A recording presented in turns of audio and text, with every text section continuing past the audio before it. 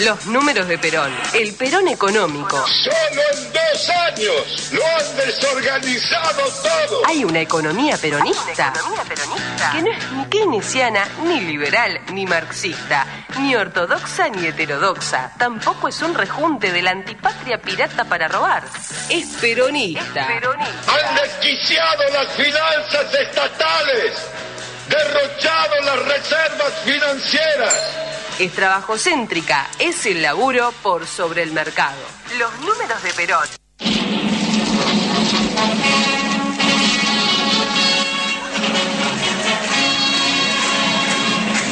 Bueno, y volvimos nuevamente al número de Perón este viernes 20 de septiembre. ¿Sí?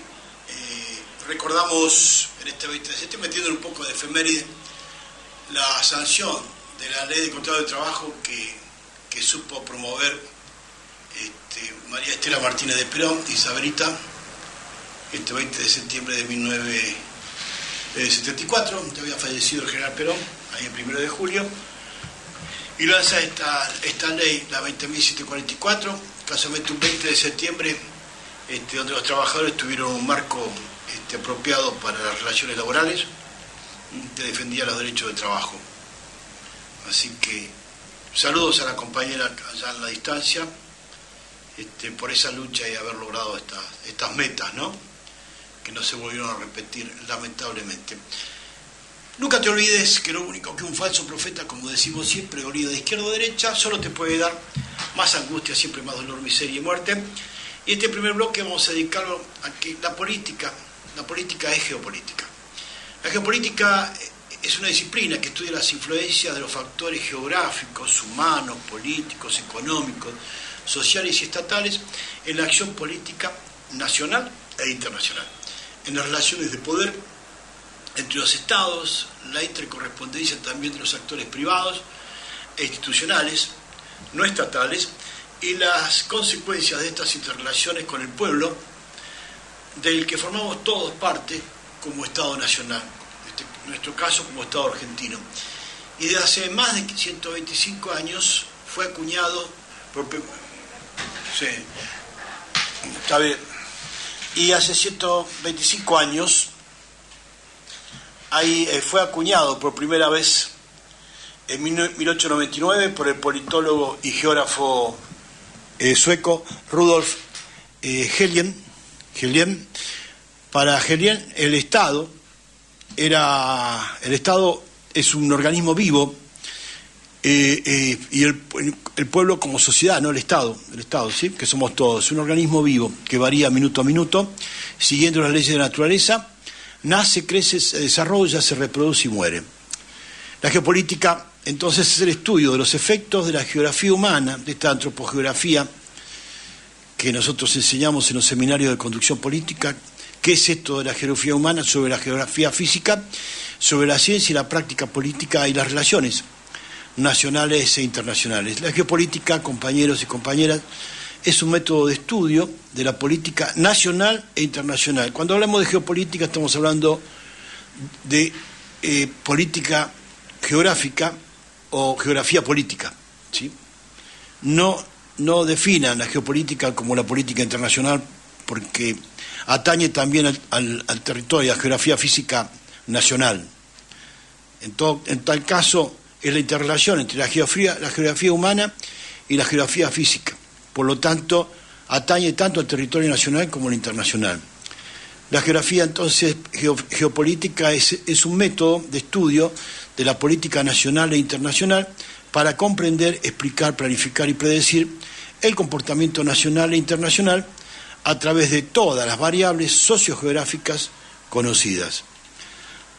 La cuadrícula o territorio o sector de 9 manzanas de la geografía física que nosotros planteamos como unidad de militancia, no unidad básica, que es un local, sino como unidad de militancia, que puede ser la casa de una familia anfitriona de todo ese sector de un barrio de 9 manzanas, y que denominamos Casa Peronista, donde nos reunimos los vecinos para plantear, para dar testimonio de qué es lo que opinamos en materia de trabajo, en materia de salud Y lo que proponemos en materia de salud, fundamentalmente en materia de trabajo, en materia de seguridad, lo que proponemos los vecinos, que conocemos día a día, hora a hora, minuto a minuto, cómo se comportan esas demandas, esas necesidades, no necesidades sociales, sino demandas políticas. Empecemos a usar el DNI como mayores de edad y hablemos de demanda política, no de necesidades sociales, reclamo. No, reclamo social es por una falla política, si no existiría reclamo.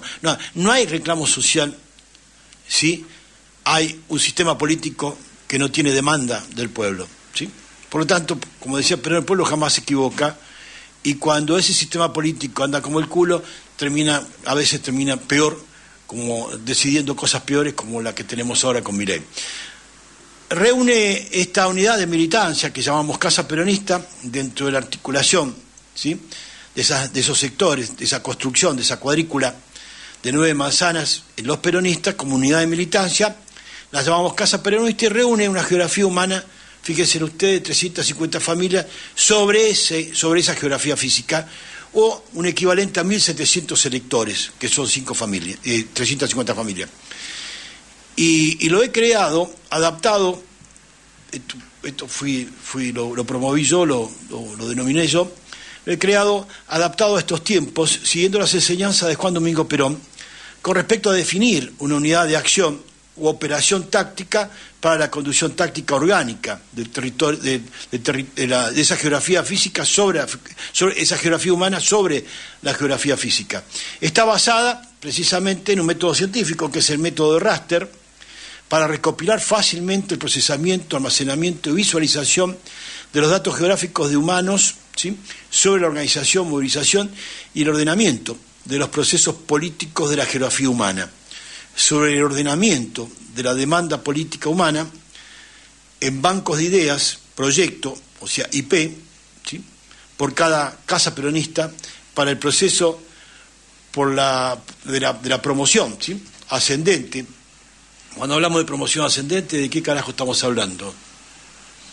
Si no tenemos el espacio para promoverla, ¿dónde hacemos la promoción ascendente? Bueno, no, en el país, la promoción ascendente de la geografía humana debe tener un sector, una cuadrícula que promover.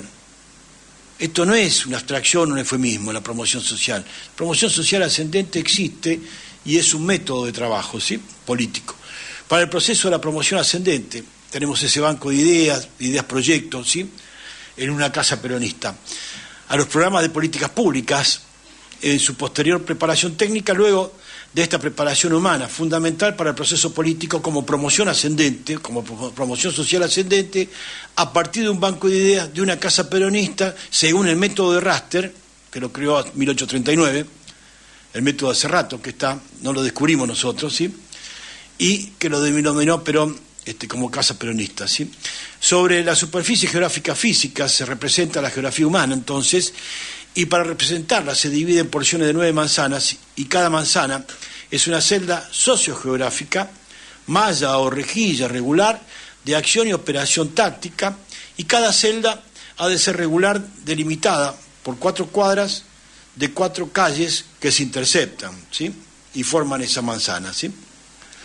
Por ello, la política o geopolítica es la aplicación del poder sobre el espacio humano geográfico, y su táctica y estrategia consiste precisamente en la conducción de las interrelaciones humanas en sus consecuencias. Que es las consecuencias de esas interrelaciones humanas, porque todos los vecinos trabajan para construir la demanda política, de ese banco de ideas que termina generando ideas, proyectos para crear un programa político que después en su conjunto, sumado, esa preparación técnica, genera la base programática de un plan de gobierno. Así de sencillo es cuando la política es barriocéntrica, proviene del centro, de la periferia, al centro de gravedad, al centro de poder. Por el contrario, cuando va del centro de poder a los barrios, nadie entiende un carajo. Y todos compran un actor publicitado, recolector de votos, ¿sí?, que dice ser Batman o Superman y que va a solucionar la vida a todos, como este boludo que está en la Casa Rosada ahora, que hace un asado para celebrar como le robaron $17.000 pesos de las jubilaciones a los jubilados, ¿no? Y lo celebran, hacen un asado, festejan, brindan. Por ello existe una gran diferencia entre la geografía política, que es el estudio de la espacialidad de los fenómenos políticos, y la geopolítica como la conducción de las rivalidades de poder sobre los territorios físicos y humanos de cualquier parte de esta geografía planetaria, así sea la Argentina, sea La Matanza, sea La Rioja, sea lo que sea. Por eso Friedrich Ratzel fue un geógrafo alemán, creador de la geografía humana. La primera vez que se habló de geografía humana fue este hombre que descubrió ese factor, o antropogeografía, y su interrelación con la geografía física, que se modifica a cada minuto. Fue creador del método de Raster, que se llama Ratzel, pero el método que creó se llama método de Raster. Fue biólogo, geopolitólogo, geógrafo, zoólogo, politólogo y profesor universitario. Pero fíjense la diferencia que existe con esta bestia que vamos a escuchar ahora, que es Patricia Bullrich presentando como ministro de Economía para su candidatura a presidenta, de Carlos Melconian, otro chorro, lavador de activos de narcotráfico, que estatizó deuda externa, pero además con esa operación, siendo director de deuda externa del Banco Central, además lavó mucha platita, ¿sí?, proveniente de los milicos, que ya habían empezado desde el 12 de abril de 1978 a recibir cargamentos, 2 toneladas por semana, que despachaban del puerto de Rosario con destino a Reggio Calabria para la Andrágata, ¿sí?, proveniente de Santa Cruz de la Sierra por un acuerdo de Hugo Banzer Suárez y Jorge Rafael Videla. Y el despachante de carga, el despachante de ese comercio exterior roñoso y delincuencial que convirtió a la Argentina en un narcoestado, fue Emilio Eduardo Macera. Así que escuchemos a este idiota que conoce ese tema de 1978 presentando a Melconian, por favor. Habemos ministro de Economía, Carlos Melconian. Preguntale lo que querés. Pueden preguntar de lo que quieran. ¿Vos fuiste jefe de deuda externa del Banco Central en un momento? Sí, fui de fines de la dictadura. De niña. Y cuando un día llegó a tu escritorio un papelito que decía deuda externa privada, ¿qué hiciste? Para la gente que está escuchando, no pierdas tiempo de vuelta con esas cosas. Acá está la firma de Melconian en uno de los expedientes que Melconian archivaba. Y eran expedientes por muchísimo dinero, que ahora están cargados en la deuda externa que pagamos todos los argentinos. ¿Melconian no tiene que dar explicaciones de eso? Hagan sus comentarios. Y te cuento que, además de deuda externa, estamos pagando también como débitos al Tesoro argentino, al Tesoro del pueblo argentino, el lavado, ¿sí?, de los pagos del narcotráfico, que eran voluminosos. Calculen que el kilo de cocaína en Europa se pagaba $50.000, puesto en Europa, y acá despacharon hasta 2 toneladas por semana, ¿sí? Así que la cantidad de guita que se movió fue impresionante, y estos tipos generaron deuda externa, casualmente también blanqueando esa guita como deuda. La verdad que es una genialidad, dentro de lo que es el crimen organizado, es una genialidad lo que hizo este idiota, ¿no? Pero esclavizó, inclusive él hizo una operación de $670 millones de dólares, de este imbécil de Carlos Melconian. Son traidores a la patria que tienen que estar en cana, esta Bullrich, Melconian, porque ella sabe perfectamente cómo fueron las operaciones, esta boluda. El general Juan Domingo Perón bebió en las fuentes mismas de los estrategas clásicos de la conducción política y de la guerra. Por ejemplo, como Karl von Clausewitz, militar prusiano de 1786, murió en 1831, Clausewitz concluye que la política es idéntica a la guerra, pero por otros medios. La política, compañeros, es idéntica que la guerra por otros medios. Debo decir también que la guerra es idéntica a la política, pero por otros medios. ¿Se entiende? La guerra no es algo independiente. Al contrario, es un real instrumento político y una continuación política por otros medios.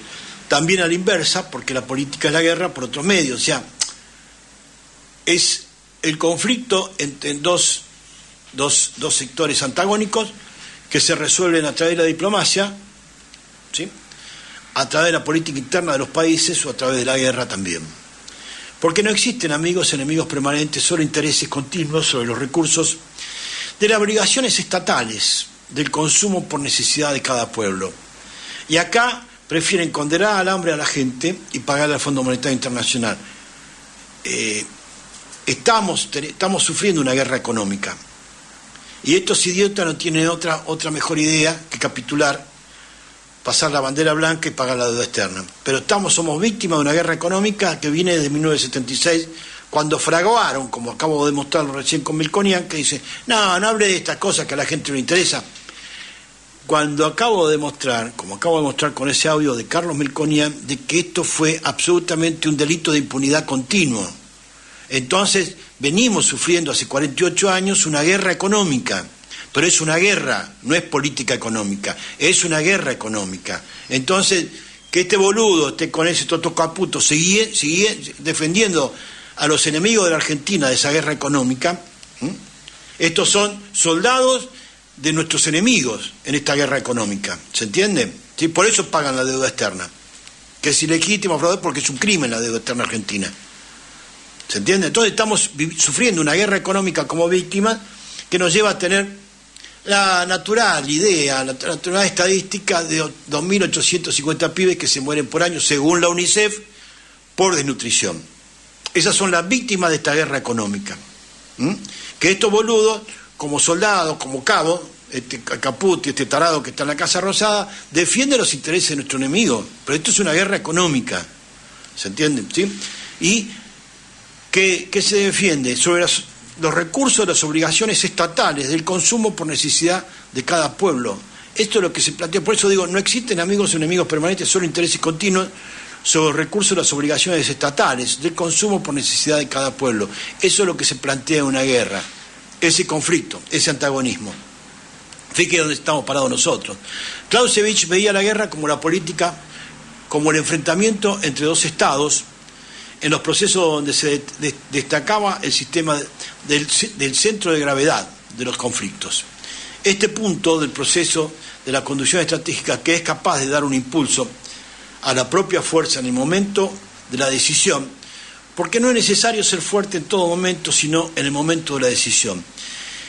Y Clausewitz lo define, es decir, no es necesario ser fuerte cuando aclaramos que la deuda externa es un crimen y nosotros somos una víctima de una guerra económica que nos imprimen a través de ese crimen.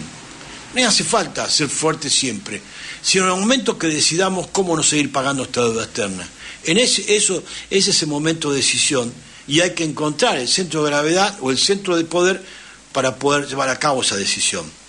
Y Clausewitz, que descubre lo que es el centro de gravedad en la ciencia política, lo define como el centro de poder o movimiento decisivo del cual todo depende. Entonces, centro de gravedad o centro de poder del movimiento, la movida de la cual el triunfo depende.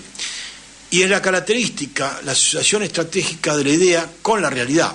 No un eufemismo que describimos una realidad, como habla Cristina, el capitalismo, con la realidad, la capacidad o el lugar donde la fuerza fundamental deriva, desde donde llega su libertad. O sea, estamos sufriendo una guerra económica, nosotros somos víctimas, y hay quienes plantean un modelo económico distinto, superior al que tiene Milei, para pagar mejor todavía a nuestro enemigo. No puedo entenderlo, no lo puedo entender.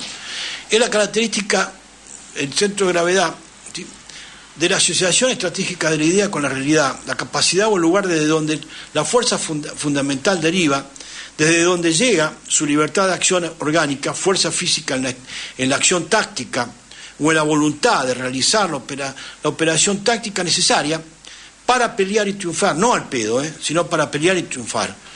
Es importante para clarificar este concepto, por ejemplo, leer Apuntes de Historia Militar, página 53, Apuntes de Historia Militar, del entonces capitán Juan Perón, cuando describe precisamente el centro de gravedad en la batalla del Peloponeso, que genera Alejandro Magno, Alejandro el Grande, rey de Macedonia, enfrentando al ejército persa de Darío. Alejandro Grande tenía 50.000 infantes, soldados de infantería de esa época, contra un Darío que tenía 1 millón de soldados de infantería. Alejandro Magno lo supera en equipo, o sea, Darío lo superaba a Alejandro Magno en equipo y fuerza, tenía caballería pesada con elefantes, y unas 20 veces más grande, que sin embargo Darío en una escena de la guerra, establece bien cuál era el centro de gravedad y dispersa a todas las fuerzas enemigas de Darío que se dieron a la fuga, porque pensaban que tenía, 3 millones de soldados, y no.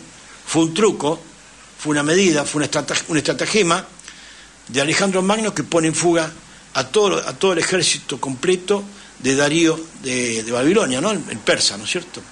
Entonces, ¿cómo puede ser que esta gente, en vez de construir esta estrategia, se dedican a sumarse a las fuerzas enemigas que están destruyendo la Argentina, con las cuales sufrimos una guerra económica? Escuchemos, por ejemplo, el audio de Cristina de la Fundación Mediterránea, por favor.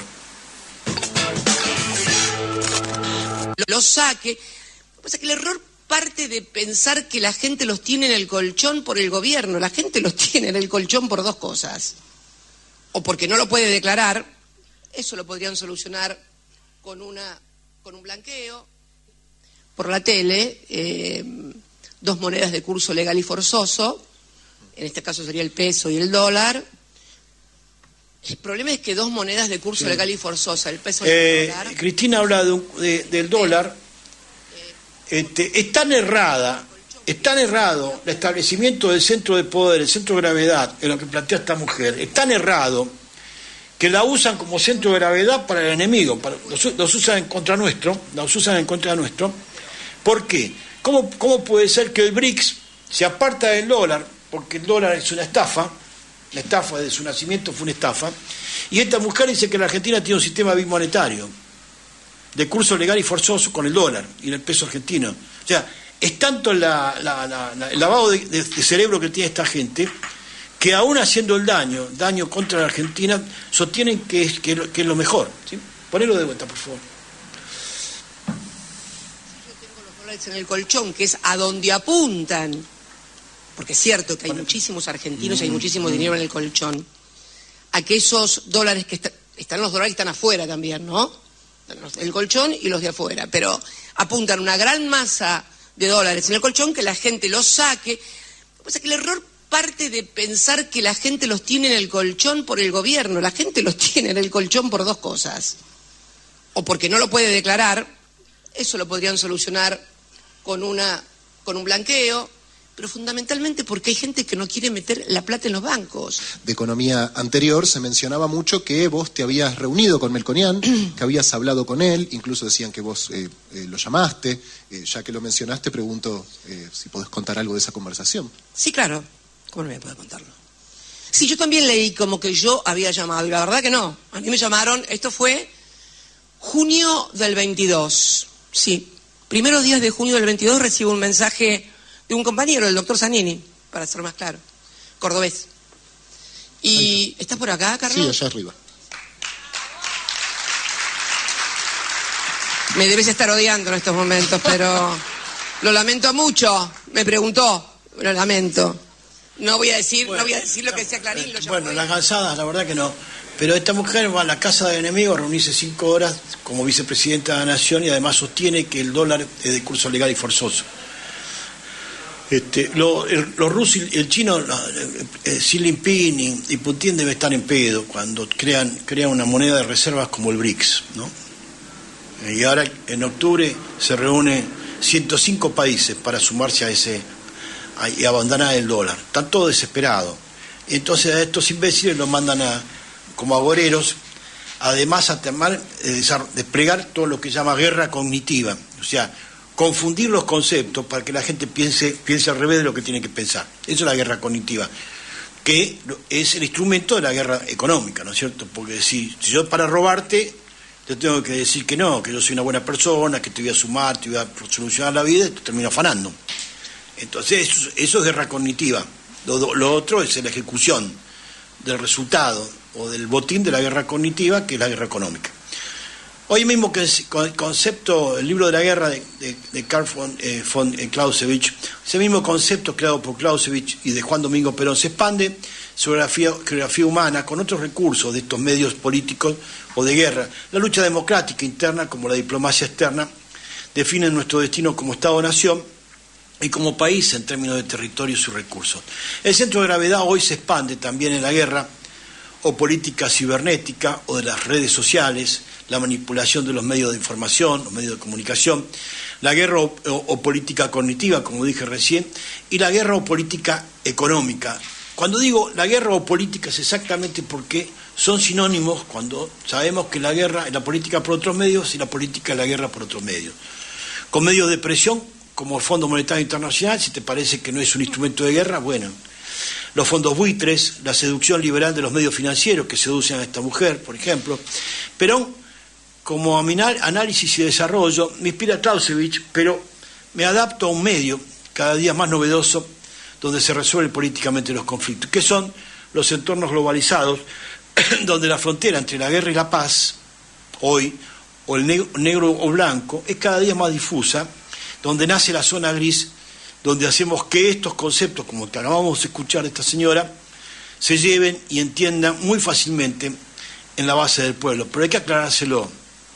Luego tenemos también el arte de la guerra de Sun Tzu, otro autor que examina y adopta Juan Domingo Perón, es Sun Tzu, que sostiene que la conducción estratégica es la pieza fundamental.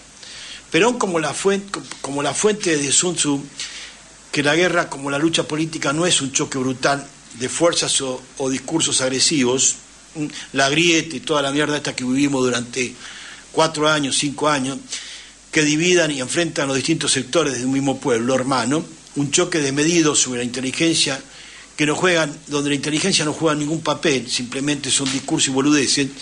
Por el contrario, es la inteligencia de la estrategia la que juega un rol fundamental y no la fuerza bruta.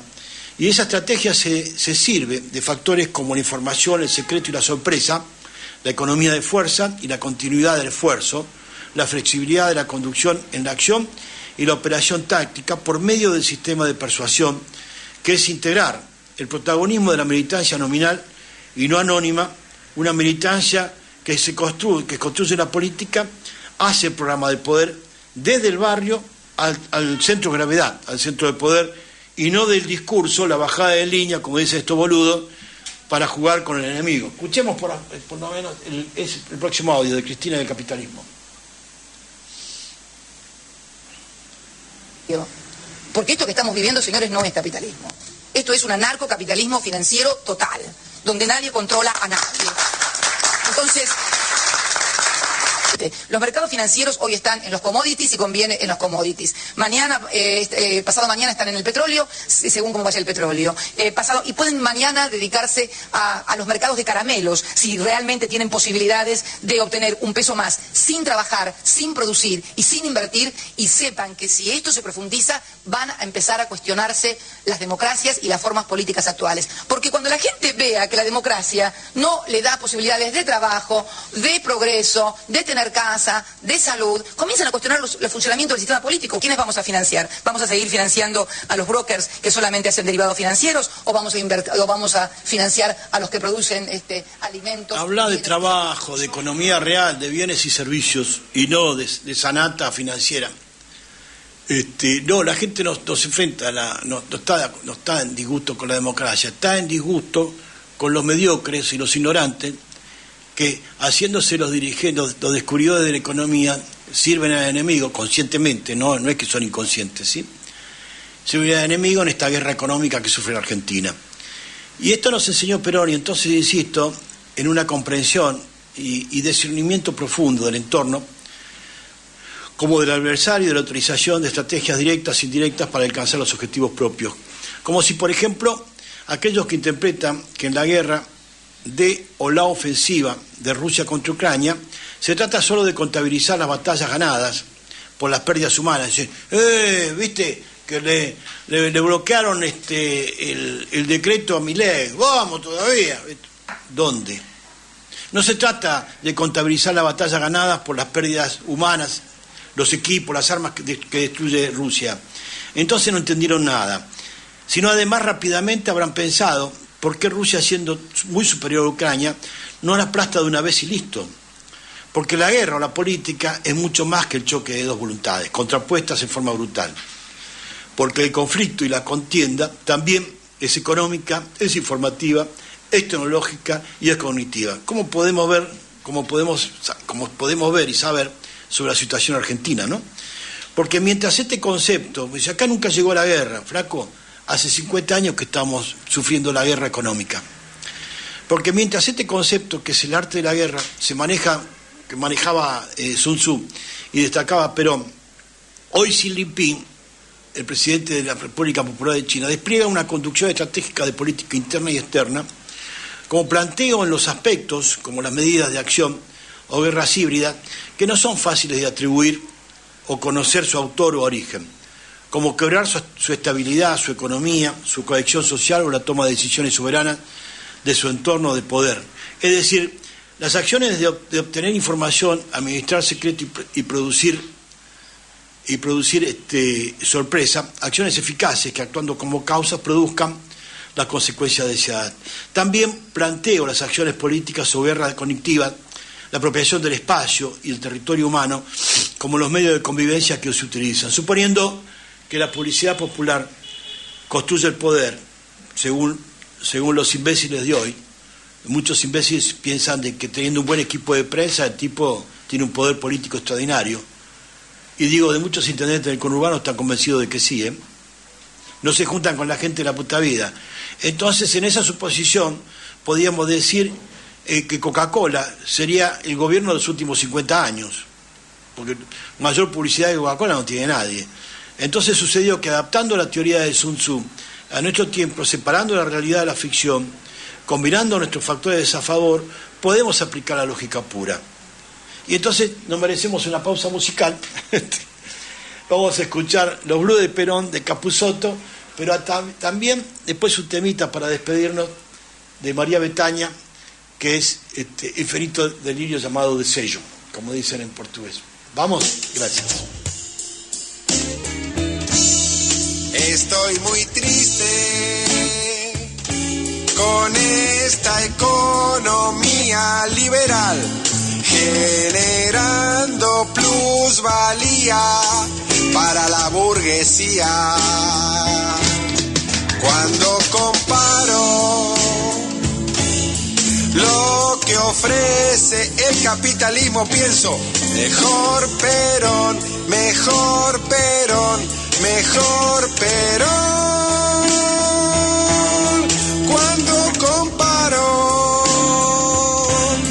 lo que ofrece el capitalismo, mejor Perón, mejor Perón, mejor Perón.